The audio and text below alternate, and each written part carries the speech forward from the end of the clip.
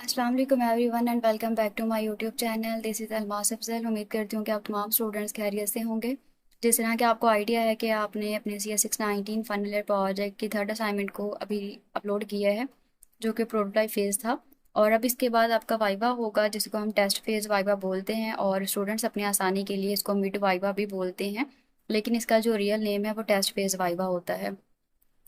अब वाइवा क्या होता है, कहाँ पे देना है, किस तरह से देना है, वाइवा कौन लेगा, क्या कैंपस जाना ज़रूरी है, क्या इसको पास करना ज़रूरी है, इस तरह के आपके जितने भी क्वेश्चंस हैं जो आप डेली बेस पे आके मुझे इनबॉक्स में पूछते हैं, इसके अलावा व्हाट्सएप ग्रुप में भी पूछ रहे होते हैं, इन तमाम बातों को, इन तमाम चीज़ों को हम आज की वीडियो में डिस्कस कर रहे हैं। तो वीडियो को एंड तक लाजमी देखिएगा, और अगर आप चैनल पर न्यू हैं तो चैनल को सब्सक्राइब कर लें और बेल आइकन को प्रेस कर लें, ताकि आने वाली जो वीडियोज़ हैं वो आपको टाइमली मिल सकें। तो वीडियो स्टार्ट करने से पहले यहाँ पे मैं क्लियर करना चाहती हूँ कि इस वीडियो में हम कोई भी प्रोजेक्ट जो है वो स्पेसिफिकली तौर पे डिस्कस नहीं कर रहे, किसी भी प्रोजेक्ट की तैयारी के बारे में बात नहीं कर रहे।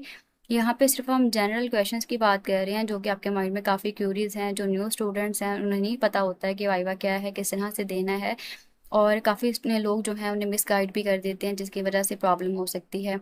इसलिए मैं ये वीडियो बनाने जा रही हूँ ताकि आपके जितने भी क्वेश्चंस हैं वो क्लियर हो सकें, और अगर कोई क्वेश्चन ऐसा है जो कि मुझसे मिस हो जाता है या मेरे माइंड में नहीं है, इस वीडियो में कवर नहीं हो पाता, तो आप कमेंट में भी पूछ सकते हैं। इसके अलावा आप व्हाट्सएप पे आकर भी मेरे साथ डिस्कस कर सकते हैं। तो स्टार्ट करते हैं। सबसे पहले ये है कि जब आप थर्ड असाइनमेंट को अपलोड कर देते हैं तो ये तब तक चेक नहीं होती जब तक आपका वाइवा नहीं होगा। आपका वाइवा होगा उसके बाद ही आपकी असाइनमेंट मार्क की जाती है। सबसे पहले अगर बात करें कि वाइवा क्या है, तो वाइवा जो है ये एक ओरल एग्ज़ाम होता है, यानी कि आपके सुपरवाइज़र आपसे वीडियो कॉल पे वाइवा लेते हैं, और इसमें आपने कुछ भी लिखना नहीं होता बल्कि आपने सुनाना होता है। आप जो भी चीज़ डेवलप करते हैं, जो आप एप्लीकेशन बनाते हैं, उसके बारे में आपने बताना होता है कि आपने किस तरह से बनाई है और आपने किस तरह से वर्किंग की है, यानी आपने जो भी वर्किंग की होती है, जो आपने एप्लीकेशन डेवलप की होती है, उसके बारे में ईच एंड एवरीथिंग आपको पता होना ज़रूरी है, क्योंकि आपकी अंडरस्टैंडिंग के ही आपको मार्क्स मिलने होते हैं। और जो असाइनमेंट होती है वो तो आप AI से भी बनवा लेते हैं, ठीक है। असाइनमेंट के मार्क्स नहीं होते, मार्क्स आपको सिर्फ और सिर्फ वाइवा के ही मिलते हैं, ठीक है। तो वाइवा जो है ये एक ओरल एग्ज़ाम होगा, इसमें आपने कुछ भी लिखना नहीं है बल्कि सुनाना होता है। ये आपने बताना होता है कि आपको कितनी अंडरस्टैंडिंग है। सुपरवाइज़र आपसे आपकी अंडरस्टैंडिंग ही जज कर रहे होते हैं कि आपने जो काम किया है उसमें आपकी अंडरस्टैंडिंग कितनी है। अब नेक्स्ट बात अगर हम कर लेते हैं कि असाइनमेंट जो है वो आपकी कब चेक होनी है, ठीक है। अब आपका वाइवा जो है, आप वाइवा दे के आते हैं, अटेम्प्ट करके आते हैं, असाइनमेंट जो है वो आपकी बाद में चेक होगी। और वाइवा देने के बाद किसी स्टूडेंट की सेम डे भी हो सकती है, किसी के असाइनमेंट को चेक होने में 2 दिन भी लग सकते हैं, और कभी कभार एक हफ्ता भी लग सकता है। ये बिल्कुल नॉर्मल है, आपने परेशान नहीं होना कि आपने वाइवा दिया है लेकिन आपकी असाइनमेंट चेक नहीं हो रही, आपके साथ वाले स्टूडेंट्स की हो चुकी है। तो इस बात को अंडरस्टैंड करने की कोशिश किया करें कि आपका प्रोजेक्ट और होता है, आपके सुपरवाइज़र और होते हैं, किसी दूसरे प्रोजेक्ट के सुपरवाइज़र और होते हैं, किसी दूसरे स्टूडेंट का प्रोजेक्ट और होता है, ठीक है। अपने प्रोजेक्ट को, अपनी असाइनमेंट्स को दूसरों के साथ कंपेयर मत किया करें। अब थर्ड क्वेश्चन ये होता है स्टूडेंट्स का कि वाइवा कहाँ पर होगा। अब आपका जो वाइवा है वो MS टीम्स पे होगा, माइक्रोसॉफ्ट टीम्स पे, ठीक है। माइक्रोसॉफ्ट टीम्स पे आपने अपना वाइवा देना है, और वहाँ पे आप अपना अकाउंट जो है वो पर्सनल ईमेल आईडी से बनाएंगे। आपने वहाँ पे अपनी स्टूडेंट ईमेल आईडी यूज़ नहीं करनी, क्योंकि जब आप स्टूडेंट ईमेल आईडी यूज़ करते हैं तो वहाँ पे रिस्ट्रिक्शंस होती हैं, यानी कि आपको जो डोमेन का एडमिन होता है वहाँ से परमिशन लेनी पड़ती है। तो इसलिए आपने अपनी पर्सनल ईमेल आईडी ही यूज़ करनी है। फर्स्ट नेम जो है अपना स्टूडेंट नेम रख लें, और लास्ट नेम पे अपनी स्टूडेंट आईडी भी रख सकते हैं। और वाइवा कब तक पॉसिबल है, ये वाला क्वेश्चन भी काफ़ी ज़्यादा आप पूछ रहे हैं। तो जब आप अपनी असाइनमेंट को अपलोड कर देते हैं, ठीक है, इसकी लास्ट डेट से तकरीबन 2 या 3 हफ्ते बाद आपका वाइवा होगा एग्जैक्टली, ठीक है। यानी कि सबसे पहले क्या होगा कि आपने अपनी असाइनमेंट को अपलोड करना होता है, लास्ट डेट के बाद तकरीबन 1 या 2 हफ्ते लग जाते हैं वाइवा स्केजुअल होने में। और इसकी जो लिस्ट है वो आपको अनाउंसमेंट सेक्शन में नहीं मिलती, यानी कि जो प्रोटोटाइप की आपके पास कैजुअल लिस्ट होती है वो आपको आपकी स्टूडेंट ईमेल आईडी पर ही रिसीव होगी। इसलिए जिन स्टूडेंट्स के पास स्टूडेंट ईमेल आईडी उनके मोबाइल में, उनके लैपटॉप में, उनके सिस्टम में एक्टिवेट है वो तो ठीक है, लेकिन अगर अभी तक आपने एक्टिवेट नहीं की तो उसे अपने पास लाजमी एक्टिवेट कर लें, क्योंकि आपको वाइवा के रिलेटेड जितनी भी इंपॉर्टेंट अपडेट्स हैं, अनाउंसमेंट्स हैं, इंफॉर्मेशंस हैं, वो आपको आपकी ईमेल आईडी पर ही प्रोवाइड की जाएंगी। वहीं पर आपको बताया जाएगा कि आपका वाइवा कब होगा, और किस डेट पे होगा। और यहाँ पे एक और क्वेश्चन भी आता है कि क्या आप वाइवा की डेट और टाइम खुद सिलेक्ट कर सकते हैं या नहीं कर सकते। तो आप नहीं कर सकते, ठीक है। आप इसमें कुछ भी सिलेक्ट नहीं कर सकते क्योंकि अभी ये आपका मिड वाइवा है, प्रोटोटाइप का वाइवा है, और ये कैंपस में नहीं होगा, ये आपके घर पर ही हो सकता है। कैंपस जाना इसके लिए ज़रूरी नहीं है, आप घर पर ही ये वाइवा दे सकते हैं। लेकिन आपका जो फाइनल वाइवा होगा, आपकी लास्ट असाइनमेंट के बाद वाइवा होता है, उसके लिए आपको कैंपस जाना ज़रूरी होता है और कैंपस भी आपने खुद सेलेक्ट करना होता है। आपको तब एक अनाउंसमेंट मिलेगी जिसमें एक फॉर्म होता है, उस फॉर्म में आपको कैंपसेस की काफ़ी लिस्ट मिली होती है, मतलब काफ़ी कैंपसेस होते हैं और उनमें से आपने अपना करीबी कैंपस जो है वो सिलेक्ट कर लेना होता है। छोटे मोटे कैंपस नहीं होंगे, जो मेन कैंपसेस हैं मेन सिटीज़ में है वही होंगे, वो आपने सेलेक्ट कर लेना। लेकिन डेट एंड टाइम यूनिवर्सिटी ही सिलेक्ट करेगी और वही आपको बताएगी कि किस दिन और किस टाइम पे आपका वाइवा होगा। अब ये है कि वाइवा कौन लेगा। अब आपके जो प्रोजेक्ट के सुपरवाइज़र हैं, जिस तरह के यहाँ पे शो हो रहा है, सुपरवाइज़र एहसानुल हक बहुत ही नाइस पर्सन है माशाल्लाह, बहुत ज़्यादा पोलाइट हैं, ठीक है। आपके सुपरवाइज़र ही आपका वाइवा लेंगे। MS टीम्स, माइक्रोसॉफ्ट टीम का आप सबको पता है कि क्या है, और मुझे उम्मीद है कि अभी तक आपने वहाँ पे अपना अकाउंट भी बना लिया होगा। लेकिन जिन स्टूडेंट्स ने अभी तक नहीं बनाया, परेशानी वाली कोई बात नहीं है, आप अभी भी बना सकते हैं।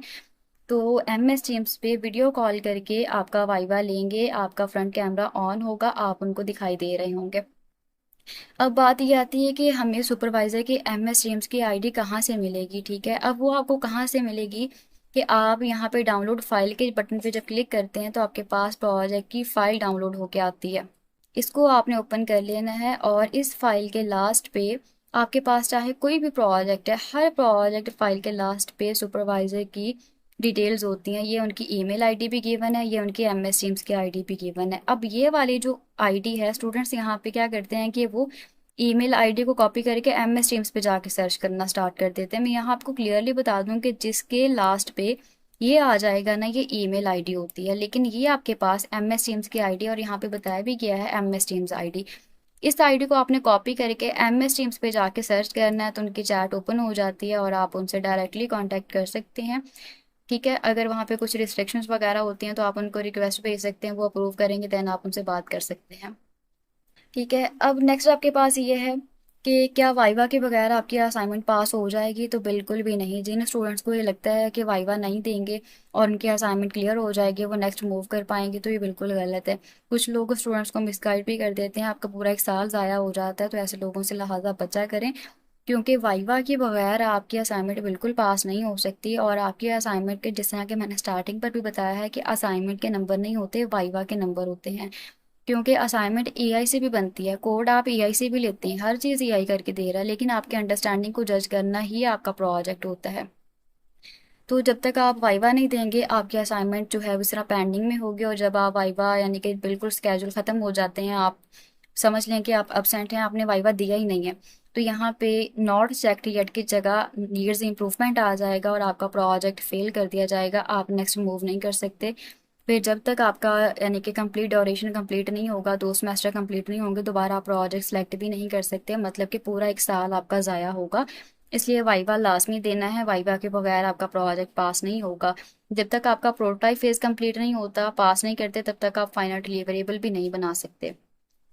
अब उसके बाद अगर हम बात करें कि कौन कौन से क्वेश्चंस वगैरह पूछे जाते हैं, ठीक है। अब क्वेश्चंस वगैरह जो हैं वो आपके प्रोजेक्ट की नेचर से पूछे जाएंगे, लेकिन जो जनरल क्वेश्चंस हैं, जो कॉमन क्वेश्चंस हैं, वो ये होते हैं कि आपने जो एप्लीकेशन बनाई है, आपने जो चीज़ डेवलप की है, उसकी अंडरस्टैंडिंग को चेक करना है। मतलब कि आपने जो भी कोडिंग वगैरह की है, उस कोडिंग फाइल्स को चेक किया जाता है। आपकी जो एप्लीकेशन होती है उसको रन करवाते हैं, ठीक है। अब आपके पास जो HT डॉक्स में फ़ोल्डर होते हैं वो आपने वहाँ से रन करने होते हैं, लेकिन आपके पास जो फ्रंट एंड के हैं वो अपने इस तरह से रन करने होते हैं। मतलब कि आपके पास जो भी चीज़ें हैं वो आपने प्रॉपरली रन करके उन्हें दिखानी होती हैं। इसको बोलते हैं एप्लीकेशन रन करना। अब आपके पास जितनी भी रिक्वायरमेंट्स होती हैं प्रोजेक्ट की, आपने जो कुछ भी बनाया है, पहले रजिस्टर करना, लॉगिन करना, डैशबोर्ड पे जाना, और इसी तरह बाकी फीचर्स हैं, वो सारे आपने उन्हें चेक करवाने होते हैं। आपने अपना होम पेज ओपन कर लेना होता है, उसके बाद उनकी मर्जी है कि वो आपसे जो भी करवाएं एप्लीकेशन पे। एक ये चीज़ इंपॉर्टेंट है। दूसरी ये है कि आपकी कोडिंग, ठीक है। आपने जो कोड लिखा है वो कोड भी काफ़ी इंपॉर्टेंट है, ठीक है। जो स्टूडेंट समझते हैं कि ना कि हम AI से बनवा लेंगे असाइनमेंट और हमारा वाइवा क्लियर हो जाएगा, बस पास हो जाएंगे, ऐसा कुछ भी नहीं है।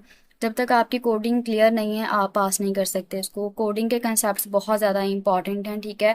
कोड वगैरह आपको एक्सप्लेन करना आना चाहिए। जब तक आपको कोड नहीं आता, आपको पता ही नहीं है कि फॉर्म्स किस तरह से बन रहे हैं, बटन किस तरह से बनता है, कलर किस तरह से चेंज करना है, ये सारी चीज़ें फ्रंट एंड की बता रही हूँ मैं आपको, कि फ्रंट एंड पे मतलब कि जो भी चीज़ें होती हैं उन्हें किस तरह से आपने कलर चेंज करना है, हवर किस तरह से हो रहा है। तो ये सारी चीज़ें फ्रंट एंड के तो लास्ट में आपको पता होनी चाहिए। इसके लिए आपको HTML CSS के बेसिक्स लास्ट में कवर करने हैं, और उसके अलावा अगर आपने फ्रेमवर्क यूज़ किया बूटस्ट्रैप तो वो आपको पता होना चाहिए।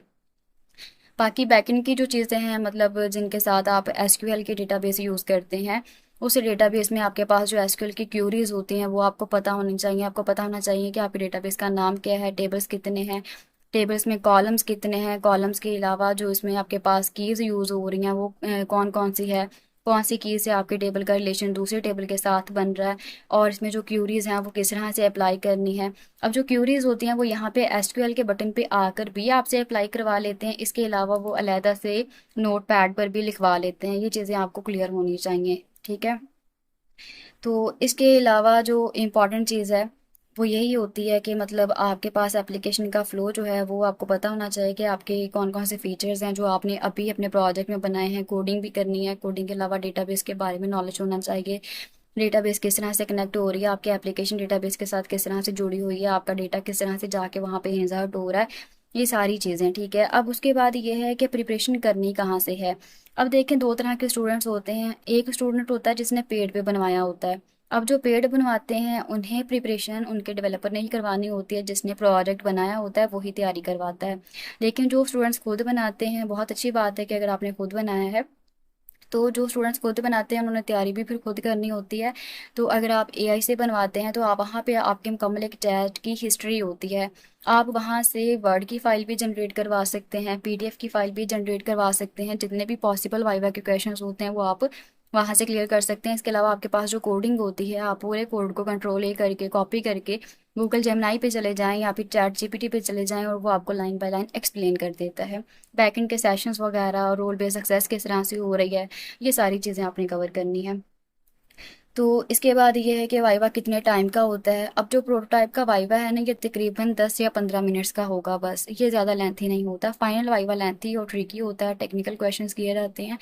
लेकिन ये प्रोटोटाइप का वाइवा, क्योंकि इसमें फीचर्स कम होते हैं, फंक्शनैलिटीज़ कम होते हैं, रिक्वायरमेंट्स कम है, इस वजह से इसका वाइवा भी 10 या 15 मिनट्स का ही होता है। तो ये जितने भी पॉसिबल क्वेश्चंस हैं वो मैंने आपको कवर करवा दिए हैं। इसके अलावा कुछ स्टूडेंट्स मुझसे पूछ रहे थे कि प्रोजेक्ट हमने खुद बनाया है तो क्या आप इसकी तैयारी करवा देंगे।